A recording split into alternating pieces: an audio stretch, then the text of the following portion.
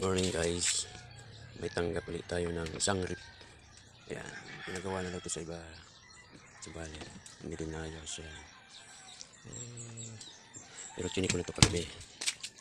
Ang laging problema, tumber niya, blinkers.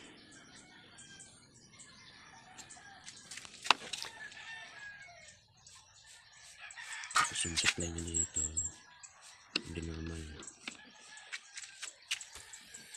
Ngayon, naganda na tayo ng motor. Ayan, kakabit natin mamaya. Ayan, palitan natin yung motor yan. Ito, dalawa pa gagawin natin ng Samsung. Tapos, Hens. Ayan,